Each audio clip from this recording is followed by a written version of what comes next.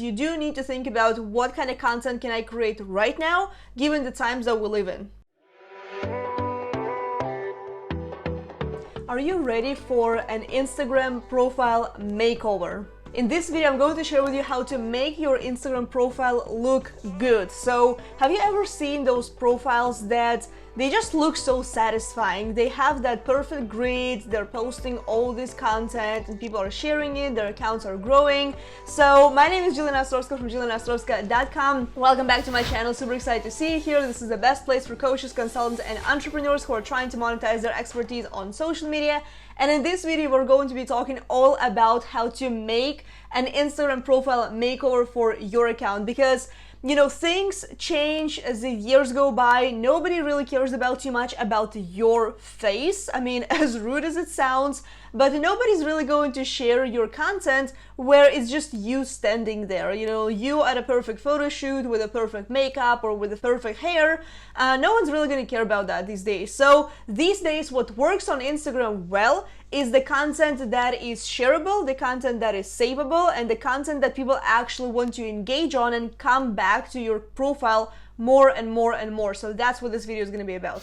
And if you're curious, how do I actually make the money on Instagram, then I do have a video right here where I talk about the actual Instagram money making strategies, because here's the thing, the Instagram grid look is not the most important thing. But if you are at a point where your followers are growing but kind of slow and you really want to improve on your content, then this video is going to be for you. So first of all, yes, it's worth mentioning that the grid is not the most important thing, but you have to think about what are the first 6 to 9 things, 9 pieces of content that your audience is going to see. Is it going to be all about yourself, or is it going to be something that's actually shareable, educational, inspirational, something that helps them achieve a specific result? Because honestly, I feel like these days you do have to treat your content in a way that, can it produce a result for my audience? Is it something actionable? And here's the thing, your visibility is going to increase, because I recently made a post like this, which I specifically told people, save this post because you're going to want to come back to it later. It was not about me. It was not about anything going on. It was a very short caption. It was very strategic.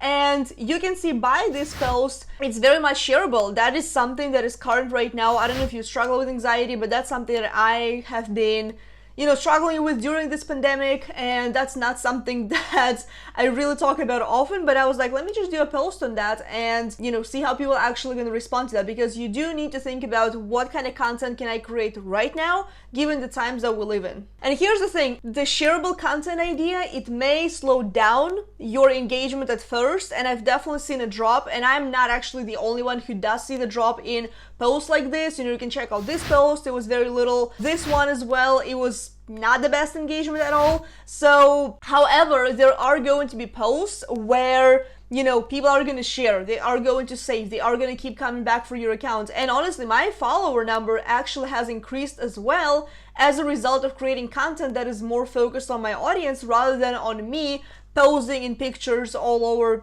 all over the world basically. You do want to focus more on the shareable content unless you are a photographer, unless you're somebody who has who's selling stock images or anything like that.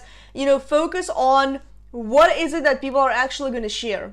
How can you share? If you're a social media coach, you can share strategies on how to grow on social media or share the tools that you're using. So here's an idea. Here's something that I'm starting to do for my Instagram account. I'm starting to look over at my YouTube videos and taking those pieces out of my YouTube videos and start putting them into Instagram carousel posts. So if I share the YouTube video that was received very well, if it ranks, if that's something that people really appreciated, then I'm like, okay, so if that has been accepted well on the YouTube platform, then I can go ahead and test it out on Instagram and make a whole kind of the carousel posts are kind of like mini visual blog post, right? So without actually having a website. So that's what you can test out as well. So another thing that is super, super important that is going to make your Instagram grid look better, and that is consistent brand identity. So how do you represent yourself visually? Because if you are using, red color and yellow and blue and teal and everything under the sun and using all kinds of different fonts,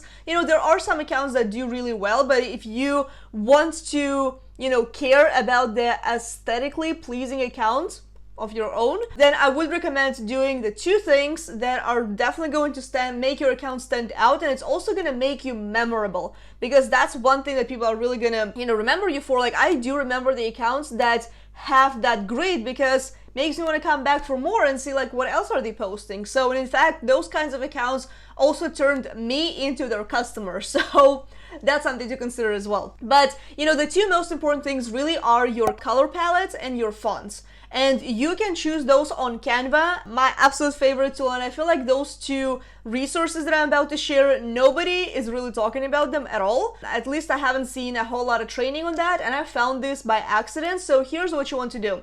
So the first thing is choose a color palette. So you can go to Pinterest, you can choose any picture, and you can just go over to Canva's website. They are going to choose a color palette for you. You can do a search yourself. So I'm gonna leave a link for that down below as well, so you can just like go there directly. So that's the first thing. And the second thing is you can also choose the fonts. Here's the thing. So you do want to have 2 to 3 different fonts that you're going to use for your brand. I have like 4 that I constantly use. One is specifically used for Instagram posts, but that's not the point. The point is you do want to have the fonts that you're going to use across your entire brand, right? For your lead magnets, for your website, for your, video editing. Like, this video is being edited by my video editor who has my fonts, my color palette, so she knows the kind of colors that need to be included, so we're not all over the place. You know what I mean? Like, I don't need to use like all the different colors, so I'm just using my own ones, unless there's like a subscribe button or something with a bell sign, then yeah, we use like something red and gray, which if you're not subscribed and you enjoyed this content so far, be sure to hit the subscribe button and hit the bell sign to get notified when videos like this go live every single week. So, but yeah, choose your color palette and choose your fonts.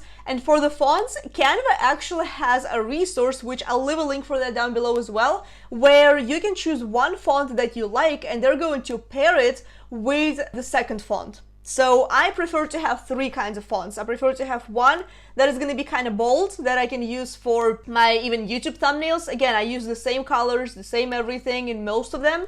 So I like to have something that's bold, that's very easy on the eye, very easy to read, good for the headlines. The second kind of font that I have is very thin, that is just for like written content for my lead magnets. I can use it on my website and things like that. And then the third one that I have, my logo is actually written with that, and that is, like handwritten font that is prettier, so for accent words. And so Canva can help you with that as well. And like I said earlier, you can edit your videos. You should edit your videos with the same color palette, the same fonts, the same look. You just need to stick to something one. Like, don't change your color palette every 3 months. That's not necessary. Choose something and stick with it, because I know you're always gonna see something, oh my gosh, like that person's color palette looks super good, I need to try this out. No, just choose something that makes you happy. Stick with it and move forward, and just keep using this. And I'll give you like another tip, which I believe is number 5. If you're still going to be using pictures of yourself, you can use a preset using Lightroom. That's not something that I have got myself into. Personally, I'm just using Snapseed, which is a free app by Google. So I will have a tutorial up on my channel. If it's not there yet, then it is going to be there in the next couple of days. So hit the bell sign to get notified when that video goes live. But I have a specific way how I edit my photos, so they are not like, their filters are not all over the place. So that's something that you can do for your images as well, because you can still post images of yourself, but make sure that the majority of your grid is actually focused on your customer, on your ideal avatar, and then you still need to use yourself in your photos and in your posts, just so that people can actually identify with you and put the name, and the face next to your brand. And like I mentioned, you're going to be using this visual identity everywhere, in your YouTube videos, on your podcast, on your website, in your stories, everywhere. So, and if you are curious how to actually use it in my stories, then you can also check out this tutorial right here, where I talk about different Instagram story hacks. This is gonna benefit you a lot if you are an active story user, so be sure to watch that. So I really hope that you enjoyed this video. So far, I shared with you 5 different strategies and tips that can help you, give your profile a nicer look and give you that Instagram profile makeover that you came here for. So I really hope that you enjoyed this video. Be sure to give it a like, hit subscribe button, and hit the bell sign to get notified when the next video goes live, which the next one is actually going to be all about how I edit my own Instagram pictures. So you definitely want to come back for that. With that being said, I hope you enjoyed this. Have an amazing day, and I will talk to you in the next video. Bye.